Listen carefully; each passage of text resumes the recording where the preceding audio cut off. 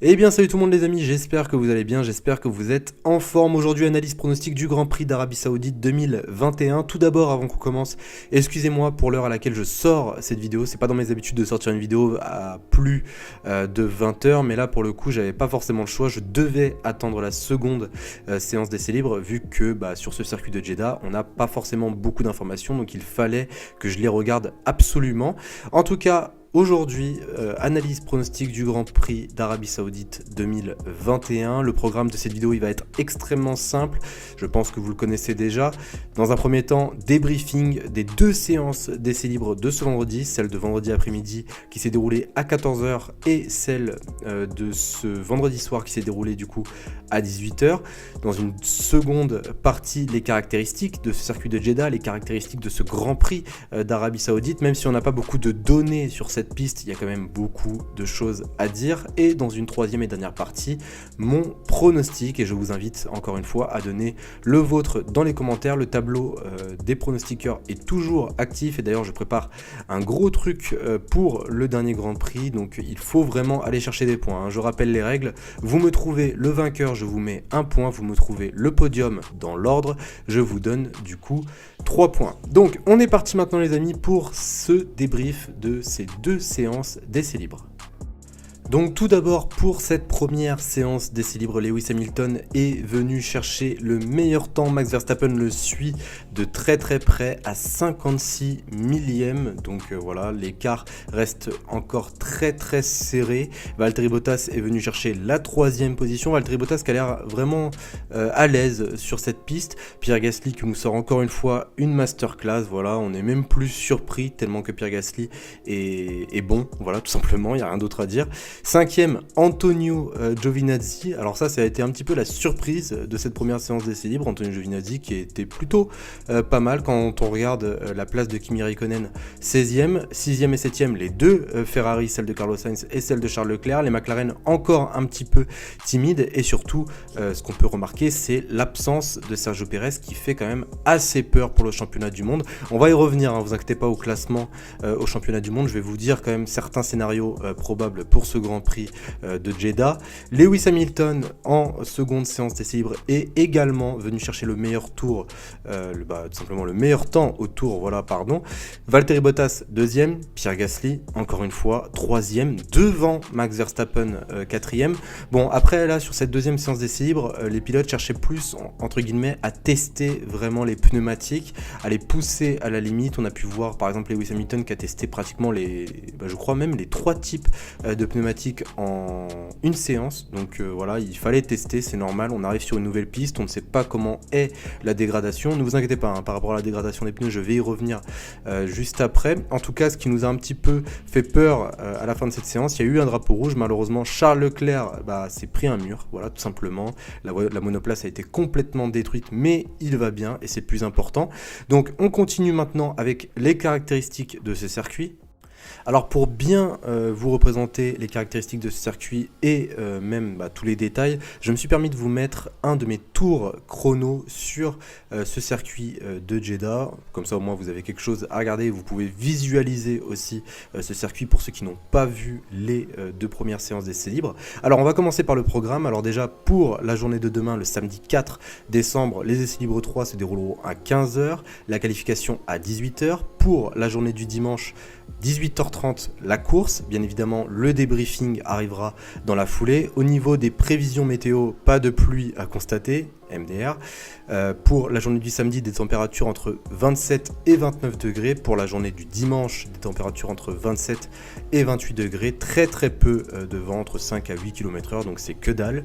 Au niveau des pneus, au niveau des données qui nous ont été fournies par Pirelli, les pneus sélectionnés sont les C2, les C3 et les C4. J'en avais déjà parlé dans ma vidéo news de mercredi. Et d'ailleurs, je vous remercie puisqu'elle a été vraiment très bien accueillie, cette vidéo. En tout cas, ce n'est pas la gamme la plus dure, ni la gamme la plus tendre. Je vais juste faire une petite parenthèse sur les pneumatiques puisque pendant les deux séances d'essai libre, on a pu constater que la dégradation des pneus, et c'était assez surprenant, il n'y en a pratiquement pas. Voilà, je vous le dis, les pneus ne s'usent pas beaucoup. Et c'est vraiment une bonne surprise même pour les écuries puisque quand on arrive sur un nouveau circuit, et surtout un circuit qui est quand même mi-urbain, quoi, même l'asphalte est totalement fraîche, quoi, tout simplement, et ben on s'attend à ce qu'il y ait de la dégradation. Et ben non, il n'y a pas beaucoup de dégradation au niveau des pneus, et surtout aussi sur le circuit, on ne retrouve pas beaucoup de poussière, et c'est, je trouve, assez surprenant encore une fois, contrairement au Qatar où on a pu voir vraiment pas mal de poussière sur la piste. Et ben là en Arabie Saoudite, il y en a pratiquement pas, donc vraiment bien joué à eux, ceux qui ont créé ce circuit. Au niveau des données maintenant, alors les chronomètres, on n'en a pas. Comme vous avez pu le constater sur mon tour rapide, j'ai fait ce tour en 1,27,6, je crois, si je dis pas de bêtises. Donc ça devrait tourner autour des 1,27, allez, ouais, je dirais un truc comme ça, 1,27, 1,26. Vraiment, si c'est en dessous d'une 25, ils sont très très chauds les mecs, mais je pense pas. La distance de ce circuit est de 6,1 km. La longueur de la course sera de 308 km au total. La première apparition de ce Grand Prix, elle est cette année tout simplement, en 2021. Le nombre de tours sera de 50 tours, le nombre de zones de DRS 3, le nombre de virages 27, 16 à gauche, 11 à droite. La pole position se situera à la droite du circuit tout simplement. La distance entre le poleman et la première zone de freinage sera de 220 mètres, donc c'est une distance assez courte. Celui qui va partir en pole va vraiment avoir un léger avantage, hein, contrairement au Mexique où avoir la pole ça ne sert strictement à que dalle. Au niveau de la limitation dans les stands, elle est de 80 km/h, et puis voilà, par rapport aux caractéristiques de ce circuit, on a hâte de voir qu'est-ce que ça va donner. Alors maintenant je vais vous donner mon pronostic et on va faire aussi un petit point sur tout simplement le championnat du monde, quels sont les scénarios possibles. Alors déjà, ce qu'il faut savoir par rapport au pronostic, c'est que je me base vraiment que sur les performances pures des monoplaces. Donc là, on a deux monoplaces qui sont littéralement en tête. Certains vont me dire que la Red Bull est meilleure que la Mercedes et d'autres vont me dire que la Mercedes est meilleure que la Red Bull. Mais moi, en tout cas, ce que je constate, c'est que pour le coup, la Mercedes, selon moi, a un atout.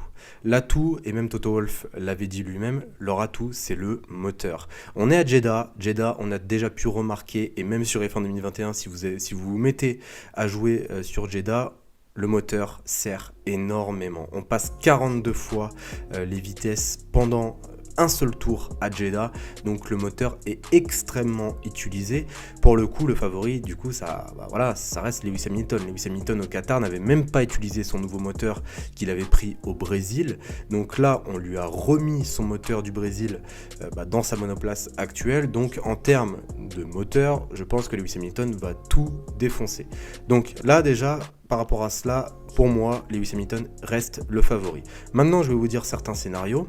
Si par exemple, Max Verstappen, parce que Max Verstappen peut être déjà sur la dernière ligne droite du championnat du monde, hein, parce que si Max Verstappen gagne et que Lewis Hamilton ne finit pas à une bonne position, il peut il peut devenir champion du monde. Donc les scénarios possibles, c'est quoi ? C'est tout simplement, si Max Verstappen termine premier avec le point du meilleur tour, et que Lewis Hamilton termine 6ème ou moins bien, Max Verstappen sera champion du monde.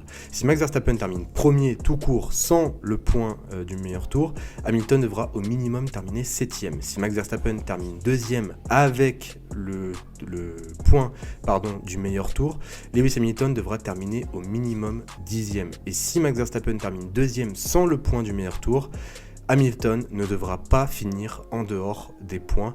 Donc voilà, il y a plusieurs scénarios qui sont possibles. Personnellement, ces scénarios-là, je n'y crois pas beaucoup, à part s'il y a un accrochage. Et c'est vraiment ce que j'espère le moins possible. Je ne veux pas de safety car.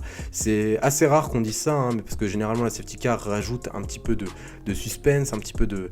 Enfin bref, vous m'avez compris, mais là, pour le coup, j'ai vraiment envie que ça reste propre du début jusqu'à la fin. Je trouve que ces deux-là se sont vraiment trop accrochés et j'ai envie vraiment que ça se respecte en piste. Alors, maintenant, j'en reviens à mon pronostic. Pour ma part, je vois Lewis Hamilton terminer en première position. Je vois Lewis Hamilton revenir avant Abu Dhabi. Ça, pour moi, c'est une évidence. Ils sont favorables grâce à leur moteur. C'est leur plus grand atout, tout simplement. Max Verstappen, je le vois terminer à la 2e position et je vois Valtteri Bottas 3e. Pourquoi est-ce que je mets Valtteri Bottas 3e ?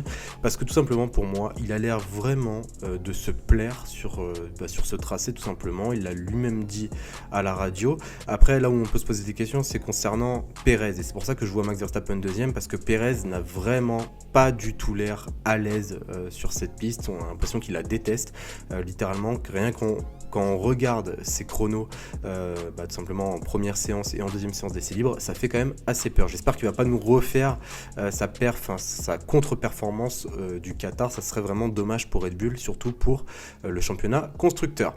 En tout cas, voilà les amis, par rapport à cette vidéo analyse, n'oubliez surtout pas de me donner votre pronostic dans les commentaires comme d'habitude, et on se retrouve dimanche soir, juste après le Grand Prix. Et sur ce les amis, je vous souhaite une excellente soirée ou une excellente journée, et je vous dis à dimanche. Salut tout le monde.